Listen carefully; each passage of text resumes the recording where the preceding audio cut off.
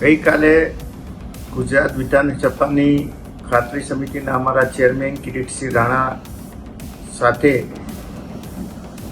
કુલ 6 ધારાસભ્યોએ statue of યુનિટીની મુલાકાત લીધી હતી અને આ મુલાકાત દરમિયાન મેં જે વાત કરી હતી એ સત્ય વાત કરી છે. મેં કહ્યું હતું કે હાલના વડાપ્રધાન અને એ વખતના ગુજરાતના મુખ્યમંત્રી શ્રી નરેન્દ્રભાઈ મોદીએ સ્ટેચ્યુ ઓફ યુનિટીનું સ્વપ્ન જોયું હતું અને આજે સ્ટેચ્યુ ઓફ યુનિટીનું સ્વપ્ન સાકાર થયું છે. એમને એક સારું કામ કર્યું છે અને કોઈ પણ પક્ષ સારું કામ કરે તો અમે ક્યારેય એની નિંદા કરતા નથી. અમે જે સારી બાબત છે એને સારી જ કહીએ છીએ.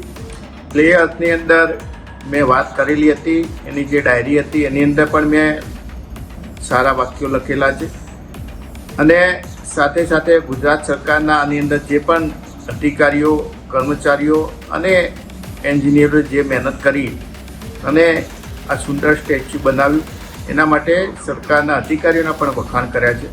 પરંતુ કેટલાક મીડિયા દ્વારા ખોટી રીતે કે કિરીટભાઈના સૂર બદલાયા છે એવી ખોટી વાતો પ્રસિદ્ધ કરવામાં આવી છે. ખરેખર સરકારે જે સારું કામ કર્યું છે એની અમે સરાહના કરી છે અને અમારા સૂર ક્યારેય બદલાવાના નથી.